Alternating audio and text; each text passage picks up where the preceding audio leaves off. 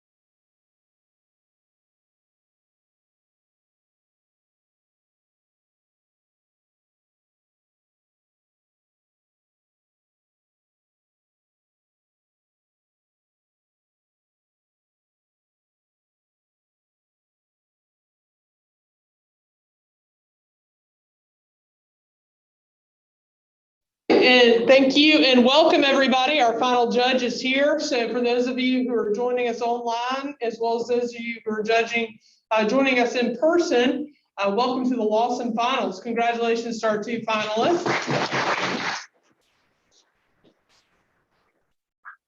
In just a few moments, they'll be competing for the King and Spalding Cup, which is up here, and then their names will be engraved and memorialized for the rest of history. So today we have Judge Trey Pipkin will be our chief judge from the Georgia Court of Appeals.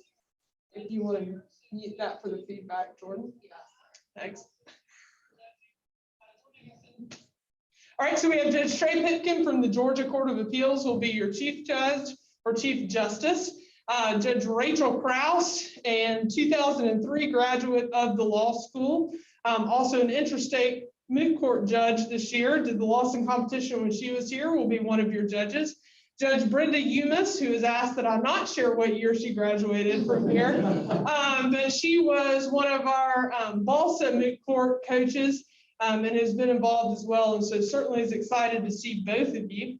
Dean Cox is at the Board of Trustees meeting in Atlanta and wanted me to convey to you congratulations for making it this far and for representing Mercer and for going through the rigorous past week and a half that you have to make it this far. I'm excited to see both of you. I've seen both of you in earlier rounds.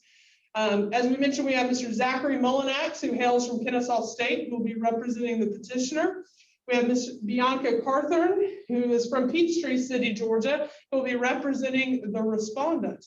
Special thanks to our competition folks who have organized this, all the Moot folks who are back there who judged, but especially thanks to Olivia Fletcher and Jordan Popkin, as well as Patrick Hitt, who ran our scoring. It's the first time in the history that I can remember that they've had to run two Lawson competitions because of the COVID pandemic. So we're certainly excited. Give them a warm round of applause. They've done a great job. So with that, we'll get started if you guys want to go get the judges.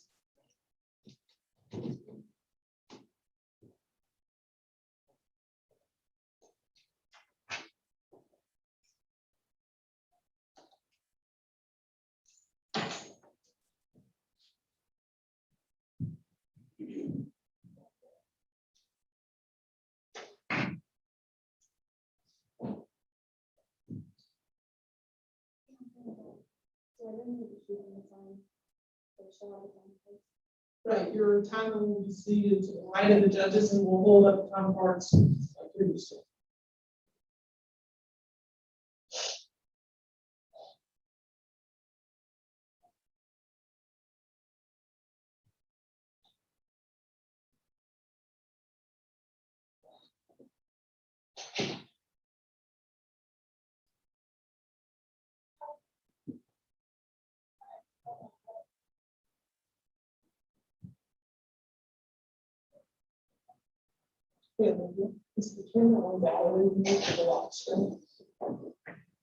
Yes.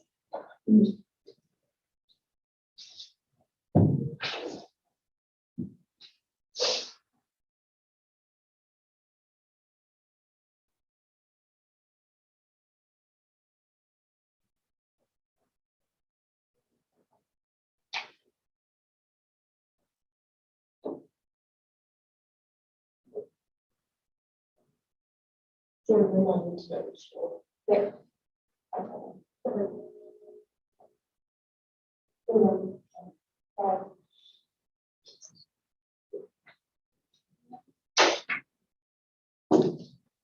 All right.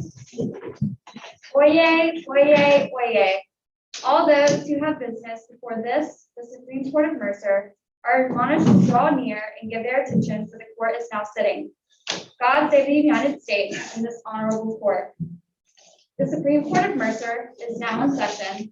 Justices Krause, Umis, and Chief Justice Pipkin presiding. You may be seated. All right.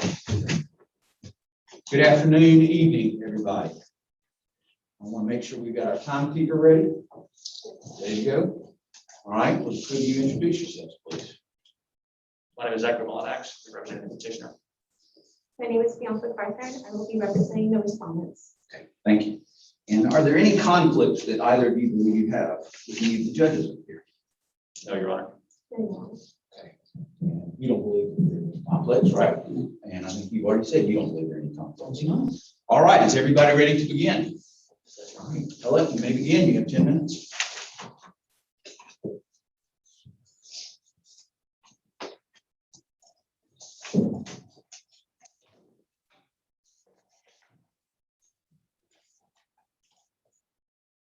Mr. Chief Justice, Your Honors, and may it please the court. My name is Zachary Mullinax, and I represent the petitioner, Ms. Maureen Ponderosa. Mr. Chief Justice, the petitioner requests 1 minute for rebuttal. Okay. Thank you, Your Honor. Your Honors, this case concerns fair standards of reasonable conduct for the ordinary person. As this court executes its duty to delineate the appropriate bounds of the duty of reasonable care, it is imperative to remember that the implications of this case extend far beyond the parties involved. Certainly, the court must do them justice, but in doing so, it must also ensure that it affects a tenable standard of reasonable care for the public at large.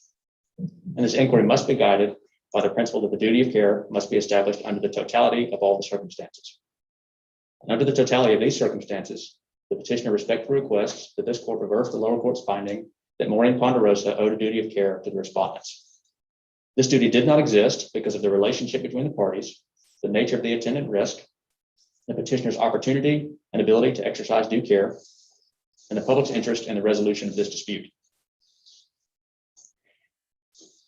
Before considering each factor in turn, the court should direct its attention to the most important fact in this case, and that is the content of the message that Ms. Ponderosa sent to Mr. Howerton while he was driving.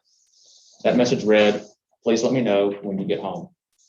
This message neither solicited nor required a response, and had Mr. Howerton complied with Ms. Ponderosa's request, this dispute would not be before this court today. Mr. Howerton violated his duty of reasonable care, and so the court must resolve this dispute.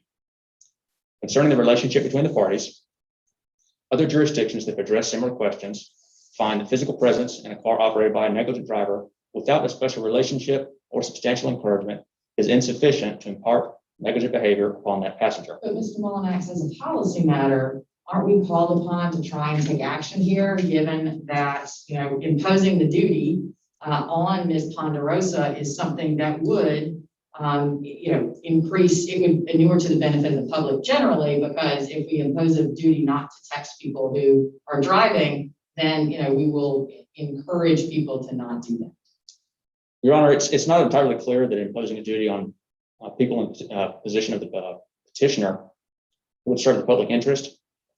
There's a chance that a substantial and disproportionate amount of civil liability would be imposed on third-party texters who are not present at the time that negligent behavior occurs and are unaware of the circumstances in which that behavior occurs. Well, if we go ahead. Well, the justice's point is well taken. She was very aware. She was aware of what he was doing. And the question, as I understood it to be, is, isn't it a deterrent? How is it not a deterrent? Mr. Chief Justice, it's true that in certain circumstances it could be a deterrent. But that doesn't mean that it's overall a good policy for every member of the public. The conduct that needs to be deterred in this instance is the negligent conduct of Mr. Howerton, the distracted driver. There's no reason for the court to extend the duty of reasonable care in this case because the legislature has taken sufficient action to deter that conduct. Well, what if we were to extend the duty, but only to limit it to those who we could prove knew that the other party was driving or operating the vehicle at the time? In this case, she did know. So, and we know that. We know that from the text messages. We know that from the record. Your Honor, it's correct that the petitioner did know that Mr. Howerton was driving, but it's far less clear that she expected him to respond. Didn't she continue to take some question after question, get a response from him? She didn't just stop. She did not, Your Honor, that's correct. But the messages that she sent after she sent that initial message that, again, did not necessarily require a response from Mr. Howerton while he was on the road. So hello with 2 L's and 2 O's and a question mark doesn't, I mean, if a woman I'm involved with sends me that kind of message, I know it's time to respond.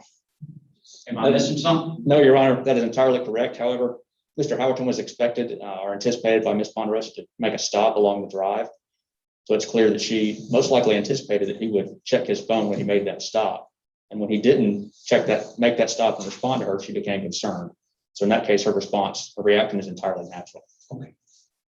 Does it matter if the device on which he was reading these texts was mounted on his phone, or that the car was reading those texts to him rather than him actually being required to handle the phone? Your Honor, it could make a difference. The case Durkee versus St. Robinson Worldwide Incorporated, a 2011 ruling from the United States District Court of the Western District of North Carolina, includes similar circumstances. In that case, a texting system was mounted in the cab of a 18-wheeler, and the driver was accused of being negligent for reading that message reader while he was driving his tractor trailer, and he injured a fellow motorist. In that case, the court found that it was inappropriate to impose liability because the manufacturer of that device was not required to prepare or protect against the negligent, careless, or improvident conduct of a third party.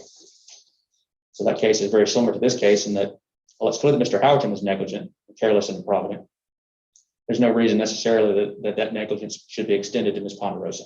Well, how do you compare that to Hood v. Evans?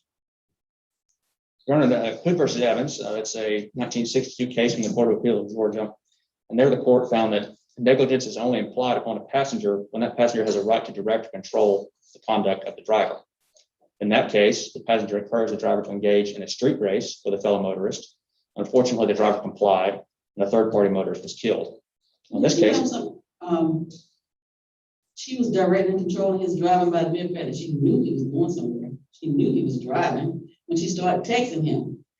Instead of engaging in that conversation when she thought that he would stop her when he called her.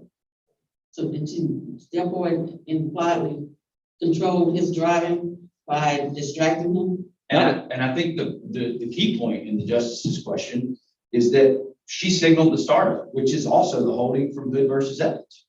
That was a factor that the court considered, is that the person participating with the alleged defendant at the time signaled the starter. The passenger signaled the starter, just as your client did. She was the first person to text. that's correct, Your Honor. It may seem that she initiated a conversation, but again, it's clear that it's far from clear that she expected that conversation to continue while he was driving. It's also important to note that the liquor store that Mr. Howerton was expected to stop at is 15 minutes, or is halfway through his 15-minute drive home. And Ms. Ponderosa texted Mr. Howerton 6 or 7 minutes after he left. So it would be reasonable for her to expect that he might be at that halfway point after she waited to text him. So it's far from clear that she expected him to be driving at the time that she sent that message. And again, even if it was, it's not clear that she expected a response at that time. If we accept the basic principle of the liability of the driver here, why couldn't we, instead of concerning ourselves with the creation of a broad duty that, as you say, would open the floodgates, couldn't we simply determine that she aided and abetted the tort that he committed and find her liable on that basis? Your Honor, that is correct. If the court simply decided to extend a duty on the grounds of aiding and abetting, that would be far more appropriate, especially because it doesn't include the circumstances of this case. One of the elements of aiding and abetting is that the defendant must be generally aware of his or her part in an overall tortious scheme at the time that she substantially aids or encourages the negligent conduct. Now, in this case, there was no overall negligent or tortious scheme. And again, the record indicates that Ms. Ponderosa was not necessarily aware that she was engaged in negligent behavior by texting Mr. Howerton. Well, without creating a broad duty, to Chief Justice Pitkin's point, couldn't we say that since there are facts in this case that clearly prove that she knew he was driving at the time he sent the text, that that's sufficient to demonstrate and establish aiding and abetting the purposes of the standards? Not necessarily, Your Honor. Not to belabor the point, but it doesn't appear that Ms. Ponderosa expected a response at that time. And even if she did merely provide Mr. Howerton the opportunity to engage in negligent conduct, that doesn't mean that she aided and abetted that conduct. It's a fine distinction, and while it would be appropriate in some cases to impose a duty of reasonable care based on aiding and abetting, this case is not that case. Isn't there case law out there that suggests that foreseeable misuse should be anticipated? That is correct, Your Honor. But in this case, the foreseeable misuse that should have been anticipated is from Mr. Howerton's perspective. From his perspective, diverting his attention from the duty of reasonable care and his responsibility to operate his motor vehicle in a safe manner, it's entirely foreseeable that diverting his attention from the road could lead to severe injury to fellow motorists. But the same cannot be said from Ms. Ponderosa's perspective. So from her perspective, she merely texted her significant other. She sent a message that did not necessarily require an immediate response. In fact, most likely did not expect an immediate response. and at best provided him an opportunity to violate his duty of reasonable care. And under the extant case law, that is insufficient to impose a duty of reasonable care upon Ms. Ponderosa. In fact, her conduct is far more like that of the defendant in Tar versus Sayasuli. That's a 2004 ruling out of the New Jersey Supreme Court. And there, an employee sexually harassed a fellow employee, and the supervisor was sued for negligence by the employee that was harassed. The court found the defendant was not present at the time that that assault occurred, did nothing to encourage that behavior, and did not substantially assist that behavior. Ms. Ponderosa's position is very similar to that of the defendant in Tar. She was not present in Mr. Howerton's car. She did not encourage his behavior, and she did nothing to substantially assist his behavior. So the relationship between the parties weighs strongly against imposing a duty of reasonable care. So by her continuously texting him, she did not encourage his behavior to respond and text him. And that's your argument? Your Honor, that is my argument in a sense that the first message he sent, again, did not require an immediate response. And the messages after that, after he had time to stop at the liquor store, were a natural response when one that you expect to respond after making that stop fails to keep contact with you. She was likely concerned that something bad had happened to Mr. Howerton, and in fact, she was correct. That doesn't necessarily mean that she was expecting him to respond to all of these text messages from the time that he left to the time that he arrived home. So are you saying that he had a greater duty? He knew he was driving. He knew that he'll be distracted, that he should have taken upon himself not to respond to the text message. Your Honor, I see my time has expired. Could I answer your question? Yes, please answer the justice's question. Thank you. Your Honor, that is exactly correct. Mr. Howerton had a far greater duty to avoid the harm that the respondent suffered than in Ms. Ponderosa. So the petitioner respectfully requests this court reverse the lower court's ruling for Ms. Ponderosa owed a duty of reasonable care to respond. Hang on, Counselor. We've got 1 minute left. There's rebuttal. Is that okay? All right, thank you. All right, respondent, appellee. Like to begin, you can begin whenever you want.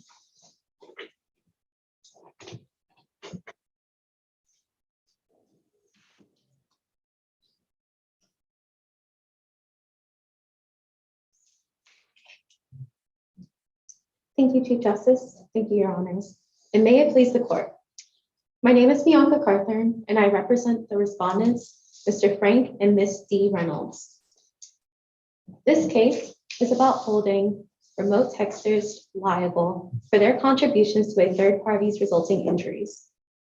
The respondents respectfully request for this court to affirm the lower court's decision for the sole purpose of allowing a jury to determine whether there is a cause of action for negligence here.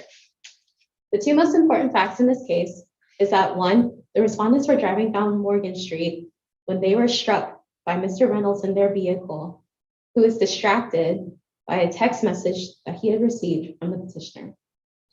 In addition, the respondent responded to a text message from the petitioner at 5:38 p.m.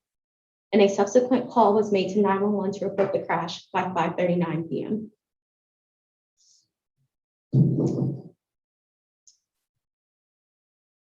The petitioner fails to prove exactly how the lower court erred in extending liability to the petitioner for the resulting injuries of the respondents. The petitioner filed a motion for summary judgment at the trial court level, and the trial court granted this motion for summary judgment. We, the respondents, appealed the trial court's decision, and the Mercer Court of Appeals reversed that motion for summary judgment to allow a jury to determine whether negligence exists in this case.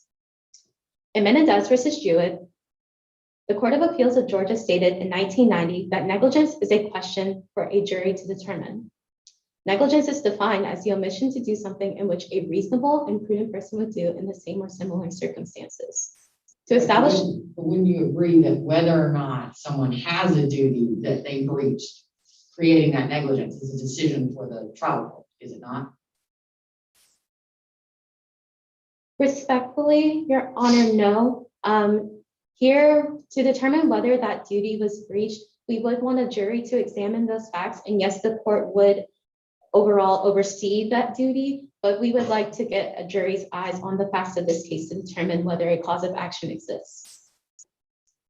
To establish the claim, the plaintiff must prove that the defendant owed a duty of care, that owed duty of care was breached, there was causation and damages. Here, the petitioner denies that they owe liability to the respondents for their injuries.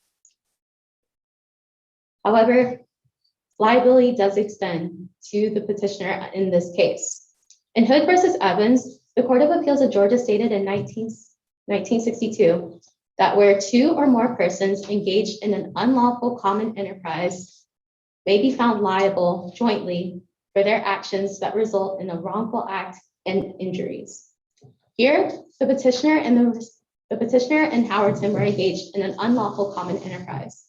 The petitioner asked Howerton to pick up some bourbon on his way to work while Howerton was sitting in her driveway. In Hood versus Evans, the passenger was just that, a passenger. In this case, petitioner was not a passenger. Doesn't that change the circumstances? Respectfully, no, Mr. Chief Justice. While the passenger was physically present in Hood v. Evans, we are arguing that the petitioner does have a certain influence over Howerton that controls his actions. The petitioner would often ignore Howerton, which means that Howerton would do whatever it took to get the petitioner to show him attention or whatsoever towards him. So the petitioner had an influence over Howerton that would cause him to abandon his duty of care on the road. But at best, she gave him an opportunity to commit a crime, and your client may or may not have done so, and your client could or could not have done so. But there was only an opportunity, right? There was an opportunity, but again, the petitioner was also engaged in that crime with Howerton in the transaction of them going to purchase the bourbon. Mr. Dennis Howerton was an underage minor at the time of the incident, and he was not legally allowed to purchase nor consume alcohol. But that's outside the scope. And all we're talking about is the civil debt duty here. We're not talking about whether or not someone should be prosecuted for it. The point is, isn't the duty of the driver enough? And why should we extend that duty, which has never been done before, to somebody who is not present at the scene? Your Honor, the duty should be extended to the petitioner for the reason that the petitioner does have an influence over Howerton to control his actions. While the petitioner may not be physically present in the vehicle with Howerton, she has an influence over him to control his actions that would cause him to abandon his duty of care as a driver. So, are we solely limited to circumstances where there is evidence of a special relationship or an ability to direct and control the remote driver? Because the way the duty is phrased in the holding of the Court of Appeals, it seems to be a pretty broad duty. Generally, that a remote texter has a duty to the public at large, and that seems problematic given that I might text somebody accidentally that I don't even know and not know that they're driving, and they could be driving, and then I could be held liable under that standard, could I not? The holding in the Mercer Court of Appeals opinion states that the duty would only extend to people who are aware that someone is driving at the time that they send their text message. And again, we are arguing that this liability would extend to the remote texters if these remote texters again have that special relationship with the person who causes the injuries to the third parties. So are you suggesting there are certain relationships that would be per se special? Yes, we are arguing that there would be special relationships that would cause liability to be extended to remote texters. And ladies first. The relationship they had, would that fall in the category of a special relationship? Yes, Your Honor, we are arguing that the relationship that Howerton and the petitioner had would fall into that category of a special relationship. Again, due to the petitioner's undue influence over Howerton to control his actions and the fact that they were engaged in an unlawful enterprise at the time of the incident. The status check that the petitioner sent to Howerton on the day of the incident is what caused the accident and the respondent's injuries.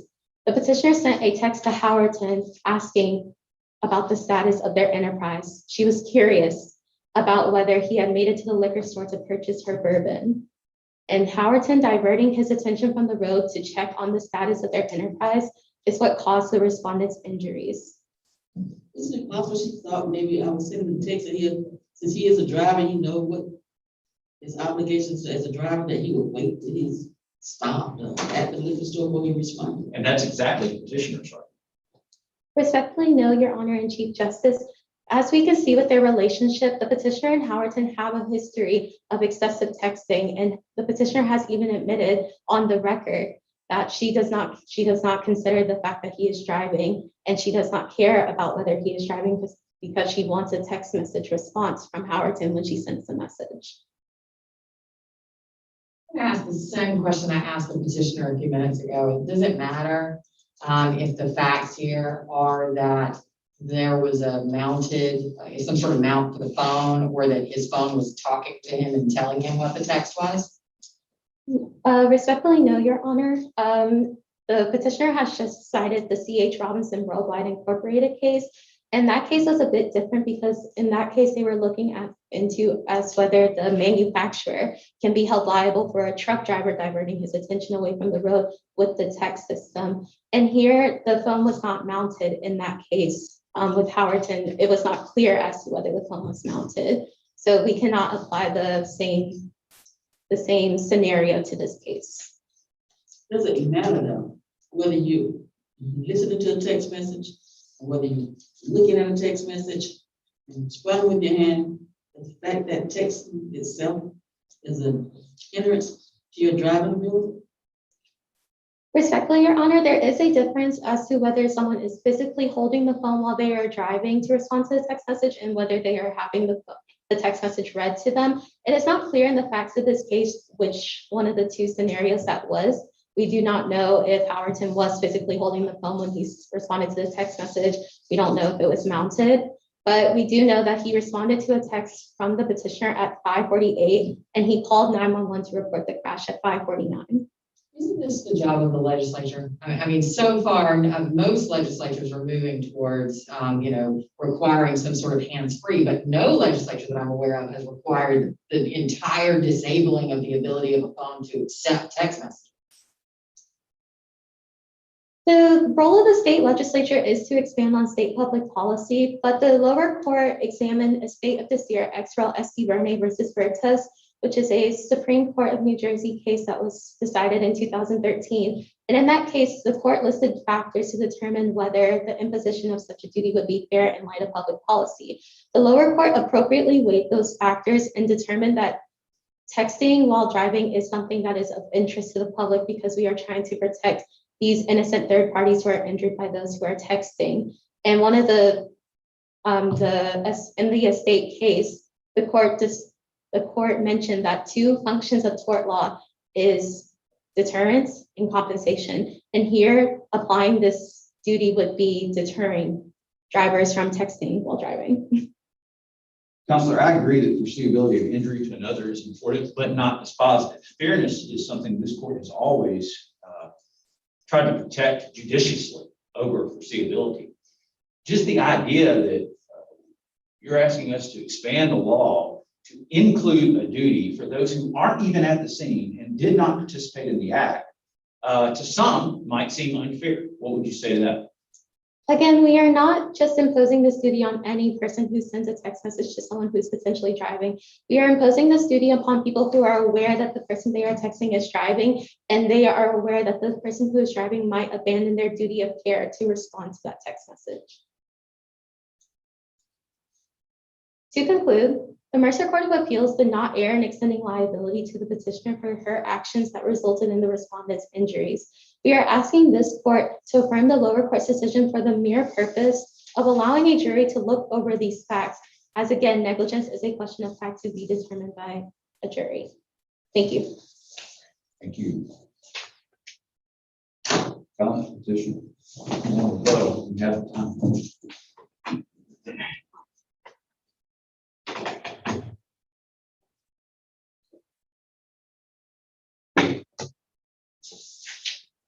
Your Honors, the scope of the duty of reasonable care must be established under the totality of the circumstances.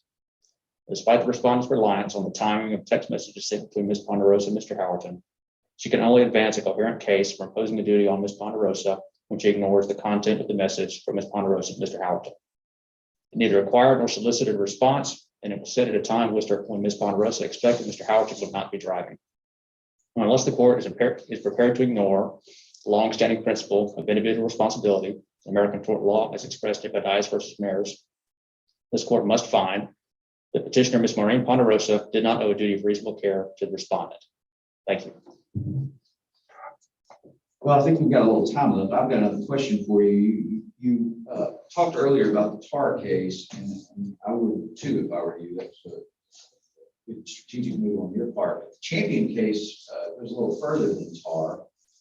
And the holding in Champion, just to remind you, Counselor, was that passenger may owe such a duty if she, one, has a special relationship with the driver, and two, encourages the driver of wrong conduct.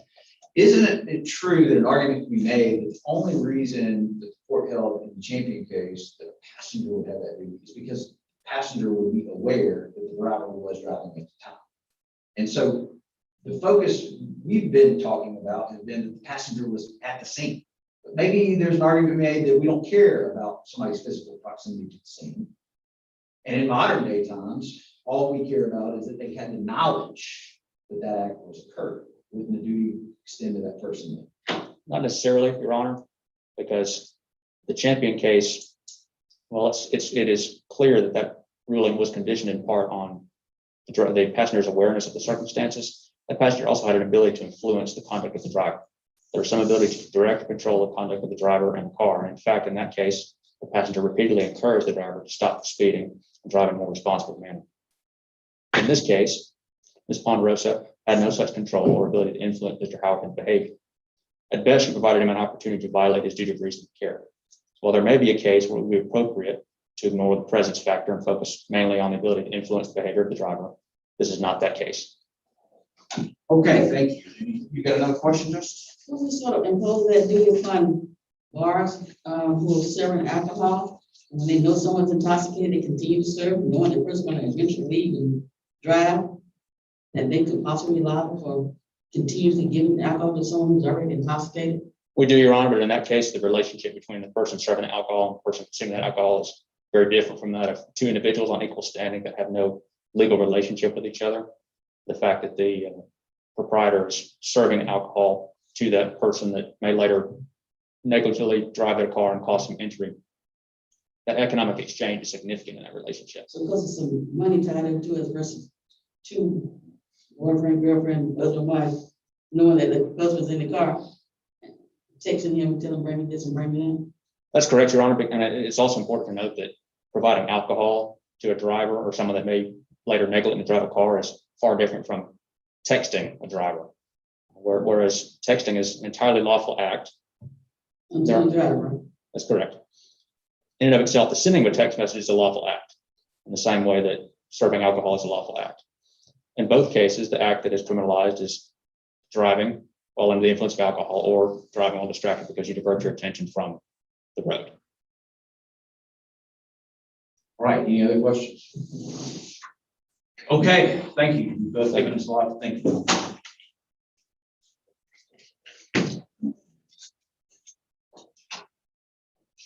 All right, court will stand in recess until we made our judgment. We'll be back. All right.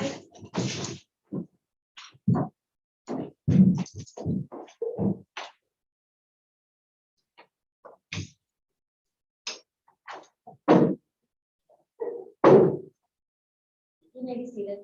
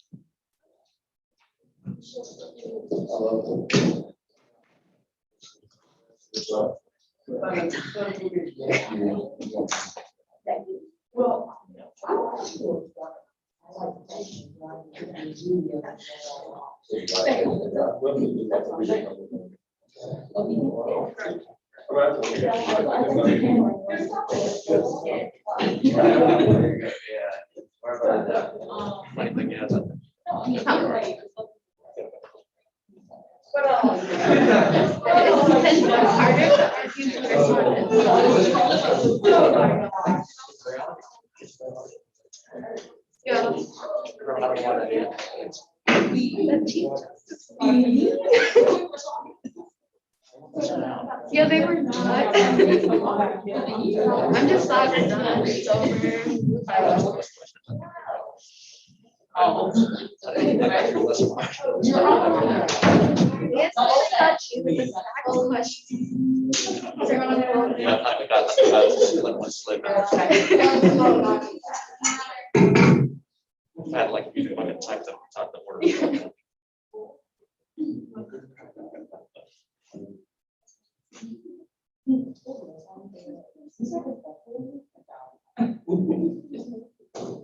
Very respectful.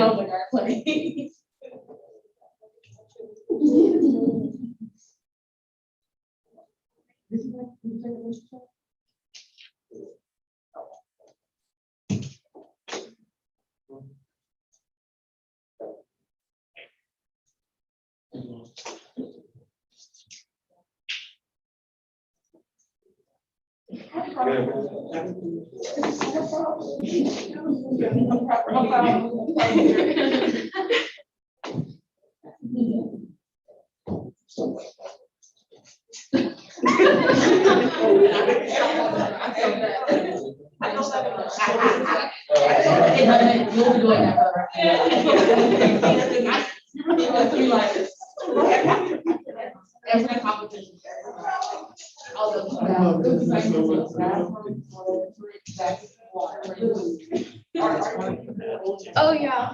I should have taken my glasses off because my glasses kept fucking up. Oh, man. Like I can't read without them, but you know, I'm struggling. And it's I hot. have your notes here somewhere.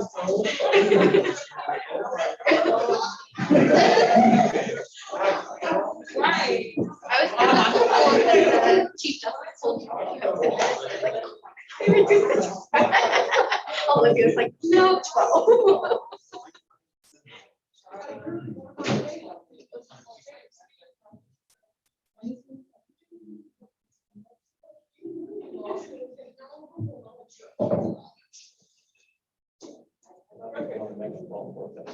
Oh yeah, I gotta write a bill. I didn't realize it was due on the day. That's fine. This will all be worth it, right? Are you in, are you in the other provider? And what? Are you in the other provider? Or are you talking about the? Yeah, ours is due next Sunday. Oh, next year. Yeah. I need to do it this weekend. I gotta get out of this week. Next weekend is like the last weekend. Next last weekend. Are you gonna have all the click and learn questions too? Yeah, I was supposed to meet with Professor Page this afternoon, but I emailed her and I was like, hey, I'm in the composition, my paper's not ready, I don't want to waste your time. And she's like, oh, just don't worry about it. I'm like, no, I am kind of worried. I mean, the rewrite did not make me feel better, but. So it's like the first blocks I had answered stuff and everything else was like NA. Yeah. So I've gotten most of one of the issues done, but there's still like 2/3 of the paper left. Yep. Yep, I'm gonna be locked in my apartment all week until 2 o'clock. This is like my fun day. Yeah. Some type of fun I'm having. Oh, goodness. I'm excited. We're done.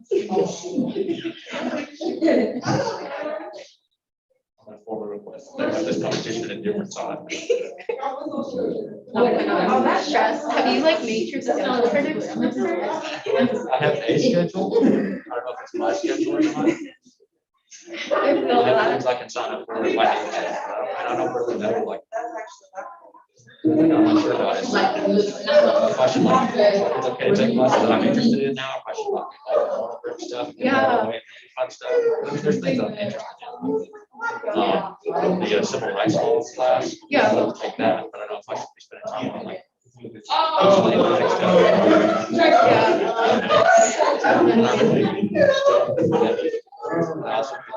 next semester. I'm thinking about that, but Are you thinking of doing summer classes? Are you signed up? I am not, because I don't want to spend that much money. Fair enough. I was just gonna do the, just the externship class, you know, so I could get some class credit for the clerkship. It's like $4,000. Yeah. You're paying to work. You know, not only are both my jobs unpaid, if I was doing that, I would have to spend an extra $4,000. To have those jobs. I was spending like, lunch for a living, and like, You know what? I would have been red for the red.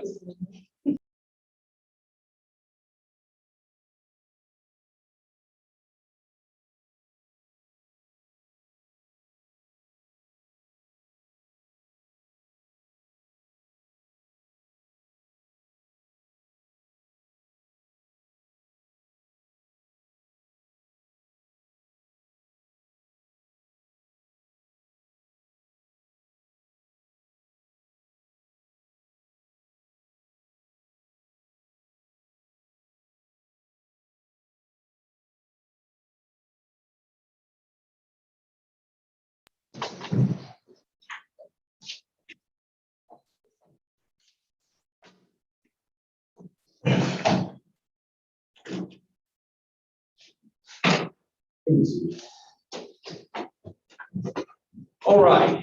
I think what we were supposed to do is announce the winner and then offer short feedback. That's what we'll do. By a very slim margin, we decided that Petitioner appellate will win the case. So congratulations. You did an excellent job too. All right, we'll start with the left. You want to offer some feedback? I think you both did an excellent job.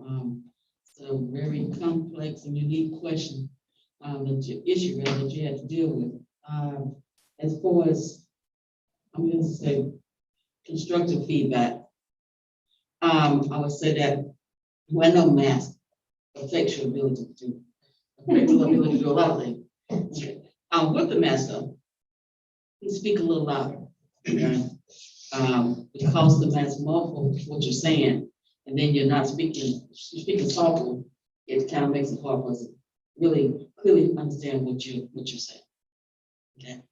Also, when you're referring to your cases that you're citing to, sometimes it helps to say the full case site. Okay. I just said the Evans case. This case, who knows, may have a problem with it, maybe 3 Evans case with them, Evans versus John versus Evans versus Tom. So make sure you make it clear what your case that you're referring to. Well, when you have a case that's really slam on it, that you allow on, things just can show you, one of you say, hey, that's good, you use that. That be the first case you come out the gate with. Okay. And like you were kind of nervous a little bit when you first started, but once you got calmed down, you did a great job answering questions. I like the fact that when you cite a case, you did cite the full case, where you were getting it from and what it's about, and that how you kind of let the court know, hey, I know all this is going on, but the question before you is this: is it a question of law, and it should be decided by a jury? And this is why it should and should not be for those cases. For that particular reason. Well, I thought you did a great job, particularly in the circumstance of we're trying to talk and breathe at the same time.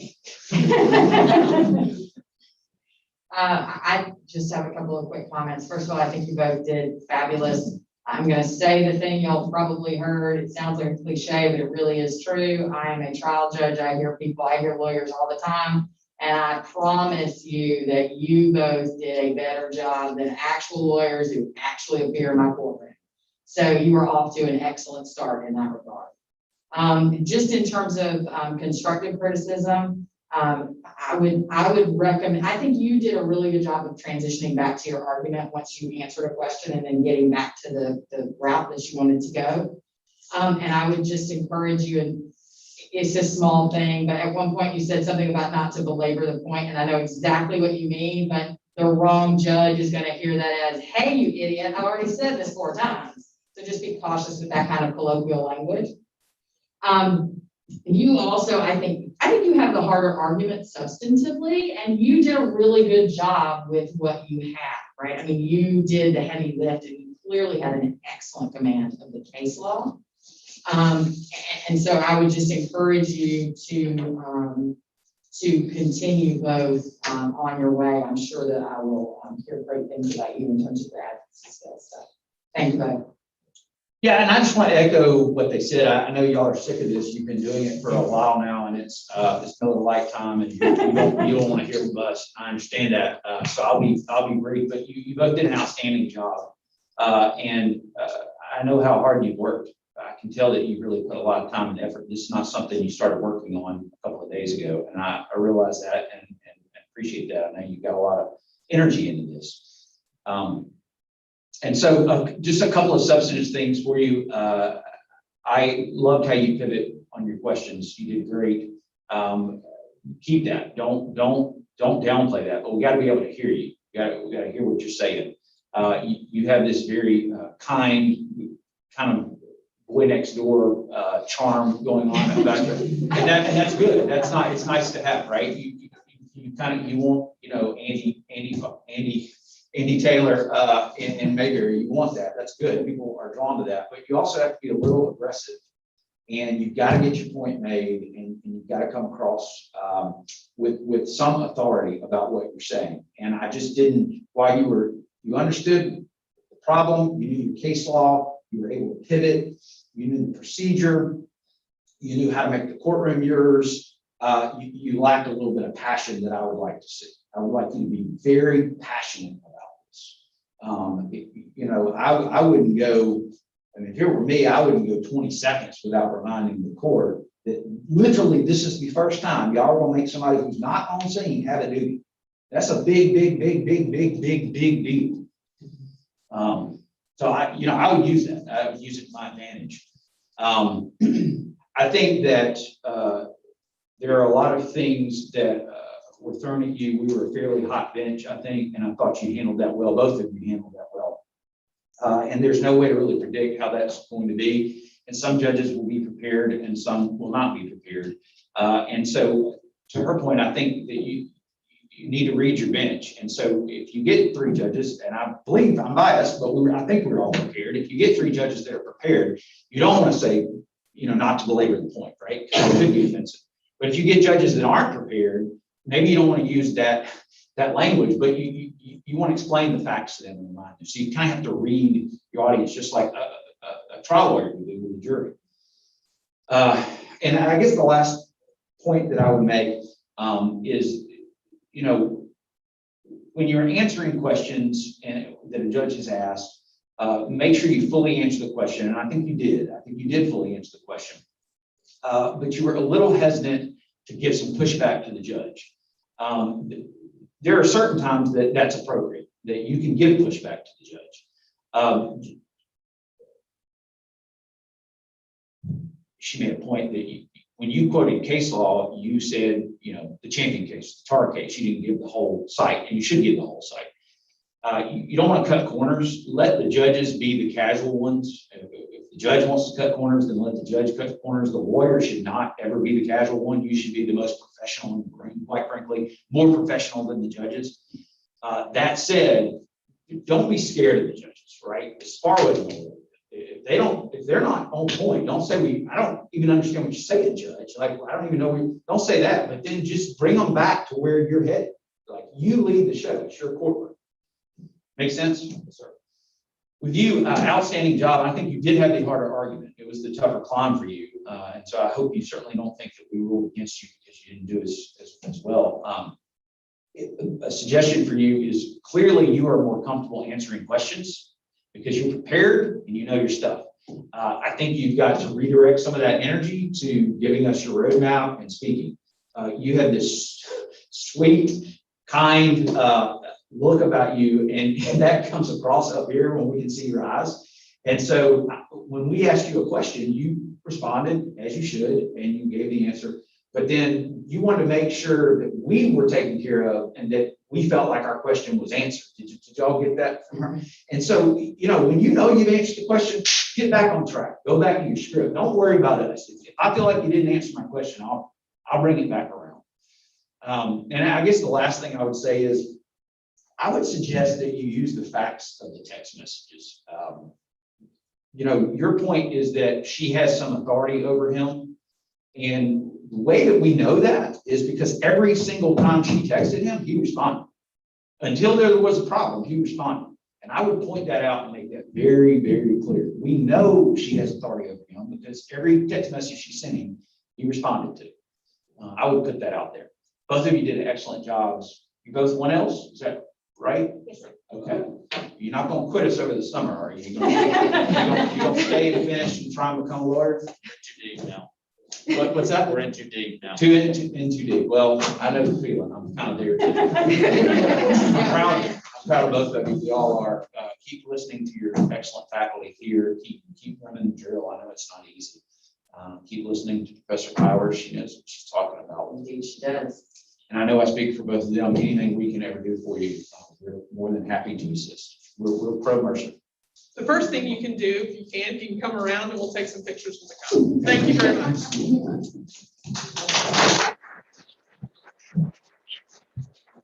much.